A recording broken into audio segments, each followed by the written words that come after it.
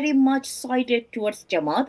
They are not doing anything to stop against Correct. what happening against the Hindu communities. Yeah. After election, sorry to stop you. I'm so sorry. No. After election, if they do come to power, I am sorry. I am not being very helpful. I'm not being very hopeful.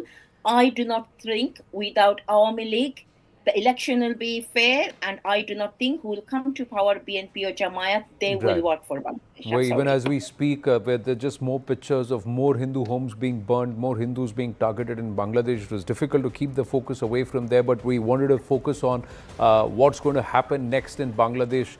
Despite the atrocities on ground, is there any hope? Is there any silver lining to this dark cloud? Unfortunately, at this moment, there appears none.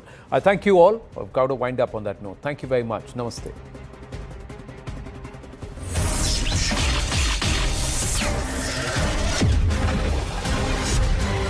Bangladesh as it remains on the boil. The attacks on Hindus in Bangladesh have not ceased even after the merciless mob lynching of garment factory worker Dipu Chandra Das. At least 5 houses of Hindu families were set on fire by mobs in the Pirojpur district over the weekend. Add to that Pakistan's constant engagement with Bangladesh's interim administration, and that's a recipe for disaster. In fact, sources have told CNN News 18 that Pakistan has been maintaining continuous contact with the interim regime as well as political groups opposed to former Prime Minister Sheikh Hasina. Intelligence inputs reviewed by CNN News 18 allege that Pakistan is actively maneuvering Bangladesh's political landscape by extending support to opposition parties, including Khalida Zia's Bangladesh Nationalist Party and Shafiqur Rahman-led Bangladesh Jamaat-e-Islami, just ahead of the polls. Reports further claim that Pakistan's intelligence agency, the ISI, is suspected of providing covert financial assistance to these groups. Allegations that Islamabad has not publicly responded to. But it does seem like after decades of distancing, Pakistan and Bangladesh are warming up again. This year, the ISI chief, Lieutenant General Asim Malik, visited Dhaka for the first time in decades. Pakistan's foreign minister landed in Dhaka in August this year. That was the first visit by a Pakistani minister after 13 years. Reports claim the ISI is running a cell inside Pakistan's Dhaka mission. Behind the scenes, talks of a mutual defense pact are also underway. And what's even more shocking is that Pakistan's envoy met with Chief Advisor Mohammad Yunus just yesterday. Both sides decided to resume direct Dhaka and Karachi flights. Pakistan's Army Chief Field Marshal Asim Munir is also expected to visit Bangladesh in January. Then comes the rhetoric. A PMLN leader has threatened India, claiming Pakistan will stand with Bangladesh if India goes to war with them. Is this a coincidence or coordination? What is Pakistan's ISI doing in Bangladesh and what will it mean for India? Let's quickly bring in our guests tonight. All right, I'm joined in by Smriti S. Patnaik, who's a research fellow at the MPIDSA, and also joined in by Salahuddin Shoaib Chaudhry, who's a Bangladeshi journalist. Many thanks to you both for joining in. Shoaib, I want to also ask you, you've been deeply probing the ISI angle in Bangladesh. As you've always said, that it never began with tanks and fighter jets, it was always with the rhetoric. And we can see that kind of political noise emanating not just in Bangladesh, but also from Pakistan. What do you make of this information warfare at play by the ISI? Thank you very much, Akanksha. You see, this time what we are witnessing from Bangladesh, that Pakistani ISI and its military establishment, they are using the social media to directly mislead the people of Bangladesh. For example, a few days ago, on a Facebook page, there was a post by so-called The Times.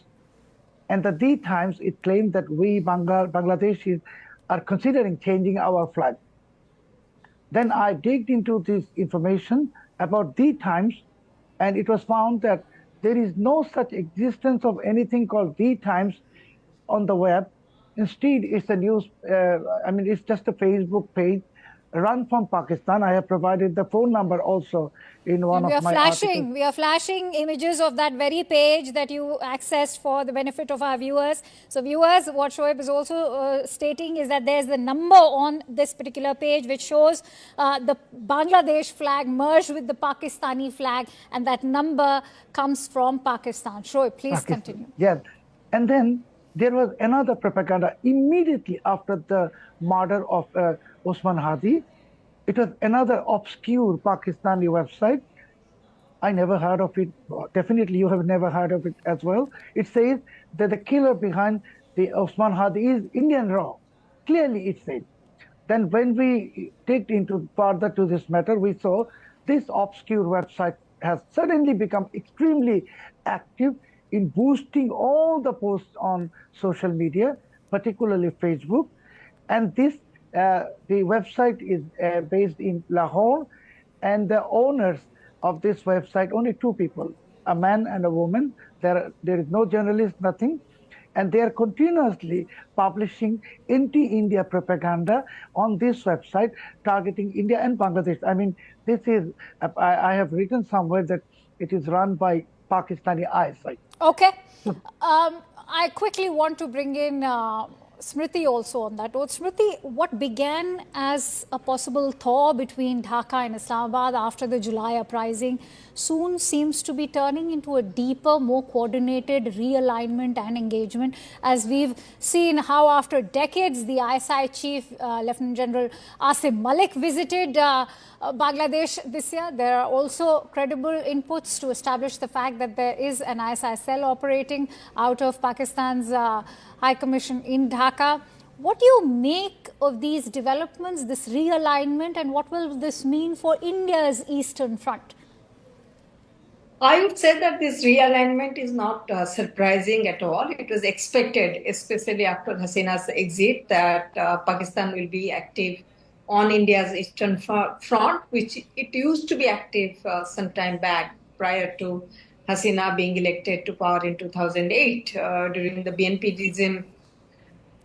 We also know that the kind of activities the ISI was involved in. So therefore, I would say it was not surprising, and it is, as you were saying, the ISI chief visiting Bangladesh, that is this defense cooperation agreement, and of course, currently they are speaking of resuming the flight Yes. between So Pakistan as recently as yesterday, that kind of engagement. Yes. Also, what's extremely surprising, Smriti, I'm sure you could weigh in on that, that when it's not a mandated government, you are looking at an interim government. Interim governments don't engage so much diplomatically, as we've seen Pakistan reaching out to the interim regime and the interim advisor, Mohammad Yunus himself.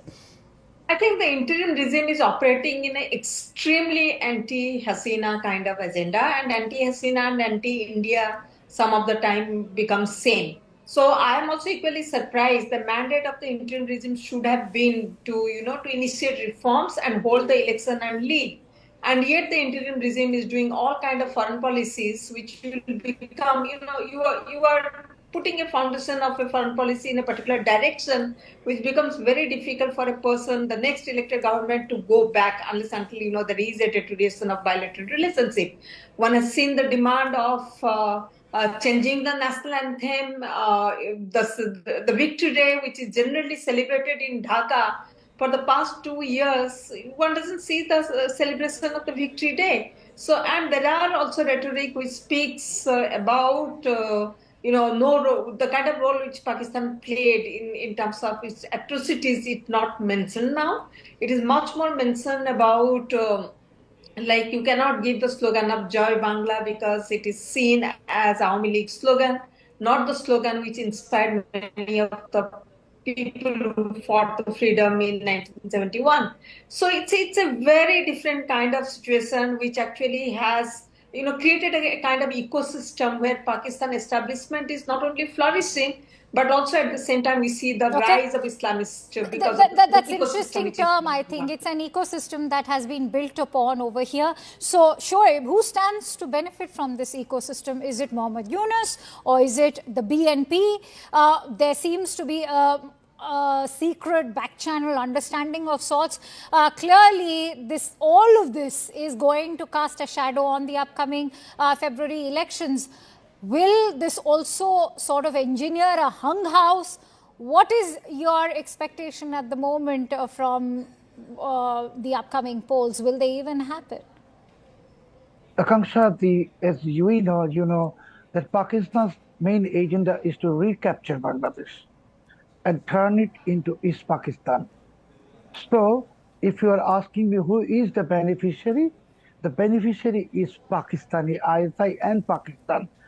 In that case, both Yunus, BNP, Jamaat-e-Islami, and all other elements, including the members of our armed forces, they are willingly or unwillingly playing the role of mercenaries of the Pakistani regime, Pakistani establishment.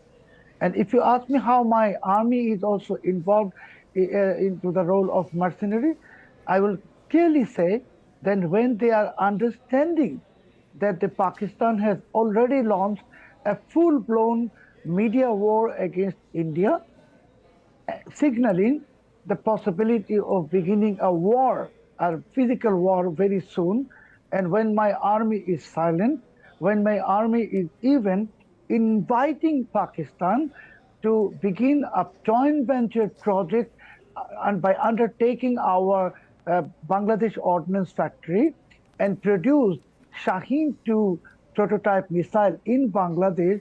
So in definitely in our army is also being very much dragged.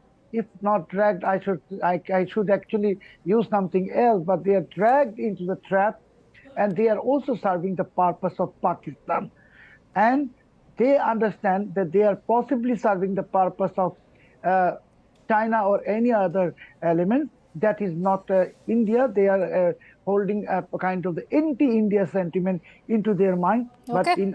at the end of the day, they are actually destroying, causing tremendous damage to my country's sovereignty and independence. Smriti, what would this mean for India's porous borders? Because we all have enough evidence to be aware of the fact that over 1 million Rohingyas have been raised as Pakistan-backed Arakan Rohingya Salvation Army. You're looking at India's eastern front being compromised. What are the challenges ahead for India's Home Ministry? I think India is going to face severe challenges in terms of infiltration that may happen, that may take advantage of the porous border. There will And be terrorism. Let's not forget the free yes, hand given yes. to radicals who all have links with the ISIS and the Al-Qaeda. Yes, you probably must not have forgotten the Bardhaman blast, which by chance, because the blast went True. off, we could see the JMB. Once action is taken against the JMB in Bangladesh side, they are operating on the Indian side. So the porous border, as you said, is one of the biggest challenge. And along with that, the insurgency, Northeast insurgency, which has lied dormant, and Indian government has been negotiating for peace. And so in some of the places, it has been achieved. They have reached a kind of agreement with the insurgent groups.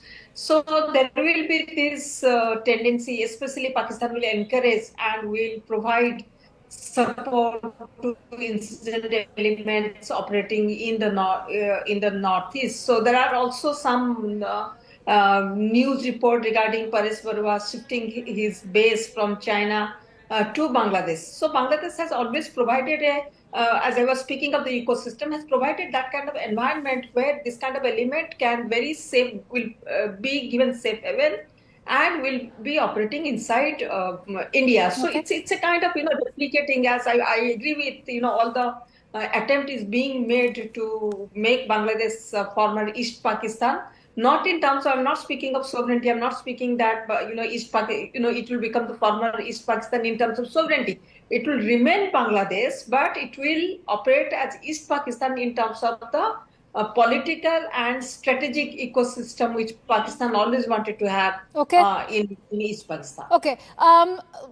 Quick closing thoughts, Shoaib. Do you think that the killing of Hadi was manufactured only to drum up anti-India rhetoric, given that diplomacy is already failing? Yesterday, we saw a very sharp attack come in from Dhaka's foreign ministry. They have questioned India's facts and figures, especially when our spokesperson shared that figure of 2,900 documented incidents of violence against minorities. That includes Christians, Buddhists, apart from Hindus. So if the Meghalaya police, if the BSF have already gone on record to dismiss reports that the killers of Hadi crossed over to the borders, why is Dhaka making these claims? And if they do disagree with India's figures when it comes to documented, say, episodes of violence against minorities. Come out with your own facts and figures. But there, they've maintained a strategic silence. Akanksha, we are hearing the voice of Islamabad via Dhaka. And that is what it's saying, that Hadi's killers are in Meghalaya, whatever, Ramo Hills. But in reality, I can say on record that both the killers of Hadi are currently, just now, they are inside the Pakistan High Commission's first floor, which is called Dhaka cell. They are very much inside road number 71, Gulshan, Dhaka. They are inside the Pakistan High Commission, and they were used and hired by Pakistan High Commission to assassinate Hadi for a political mileage that Pakistan is already getting, and to somehow destabilize the country's situation, and to how to say, never hold any election in this country. So I'm repeating, the killers of Hadi are not in Meghalaya. The killers of Hadi are inside Pakistan High Commission in Dhaka, road number 71, Gulshan. At first floor, there is a cell called Dhaka cell, and both of them are there. And if Pakistan has the courage, let them deny my claim. I will come up with some strong evidence. All right. I will await a response coming in from at least Bangladesh's foreign ministry with regards to the claim you've made. It's a very bold, sweeping claim that you're making. Perhaps will also shut all the anti-India voice, the noise, the rhetoric that's coming out from Dhaka. But we'll have to leave it at that since I'm running short of time. Many thanks to you, Smriti Patnaik, and also Shoaib for joining in. Appreciate your unabashed views here as well. Alokji, please stay on with us as we shift the spotlight towards Bangladesh, and we've just got news coming through here on the right stand. Top intelligence sources have told CNN News 18 that the assassination of Sharif Usman Hadi, the convener of the Inqilab Manch and one of the organizers of the July uprising, was used to mobilize street protests and fuel agitation against Bharat rather than being the result of an ideological rivalry. Now, as per sources, Usman Hadi was no longer aligned with any single political party or political patron.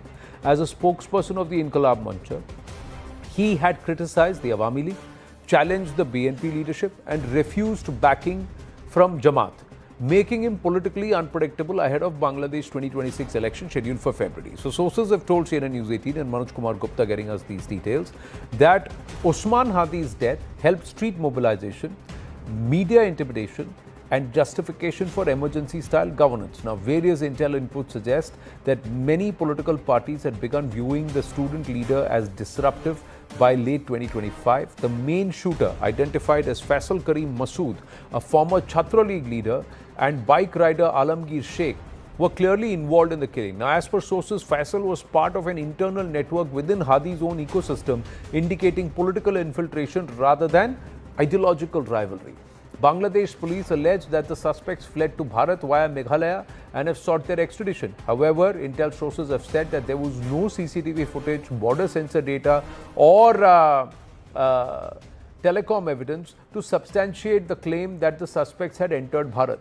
The Bharat-linked allegation surfaced after protests and riots had already broken out, raising questions about the timing of this entire narrative. Now, intel sources suggested that the Bharat angle may have been introduced to divert attention and protect possible Jamaat-linked associates. In fact, the BSF has now come back and clearly said that in that entire region, be it Meghalaya, Tripura and the regions, there is no presence of these two on Bharatiya soil. This has been endorsed by the Meghalaya police also, and these details have been put out on News 18. So clearly, Bharat has nothing to do with this. This is an internal hijab, and it's being done to create this frenzy and this furor so that there is no single political party, and this person who was a variable who could swing either ways is removed, but you are able to cement and you can try stoke the kind of passions and then slowly move the public mood, swing it in a particular way that's convenient for these rabble-rousers under Mohammad Yunus, or perhaps going forward whoever would be on power. But more importantly, the control remains in the hands of the radicals. Alok Bansal, Executive Vice President, India Foundation, with us. Rana Meher, Bangladesh activist, also with us. Rana ji, namaste. Alok ji stays on with us. Your assessment, your understanding, because there are many. Hadi's own brother has turned around and blamed Yunus for the killing and said that you've gotten it done. this entire, shosha or hype about Bharat being involved, now it emerges that the first posts came out of Pakistan about Bharat's involvement on social media. Sorry, is the question to me? Yes, Ranaji. Oh, okay. Hadi is you can say Hadi is a very interesting character. Somehow he was portrayed as a hero. He was portrayed as a very open-minded person, but so far we already know he was not like that. And I will contradict a little bit about what you said, that he was not aligned with any political parties. But alignment does not come officially being a political party's member. Alignment comes from ideology as well. And so far, Hadi's ideology is very close to Jamaat-e-Islami and other Islamic radical parties. So that is one thing. And about involvement of India. As you have already mentioned, it is kind of established fact that India, at least from India's side, that Faisal and Alamgir, they were part of Hadi's internal group, and some of the Hadi's fan club, they try to portray they flee to India, but there is no evidence so far. So if we just keep aside India's involvement in it, we can talk about who could be benefited about that young person's Hadi's death. After Hadi's death, you can see the rampage took place in Bangladesh. Two newspapers who, to me, were quite in line with Jamaat-e-Islami and BNP. They were set in fire because they claimed they were serving the purpose of India. Two of the biggest cultural group of Bangladesh, Chayanot and Udichi, they were attacked as well as a result of Hadi's murder. And who is taking the result of this? The result is going inside the pocket of the Islamic radicals.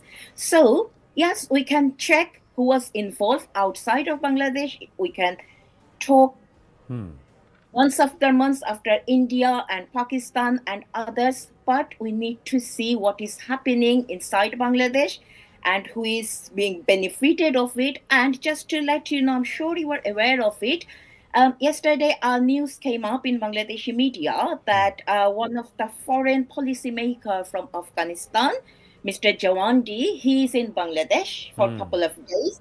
He's going through several meetings of some very dubious characters, some very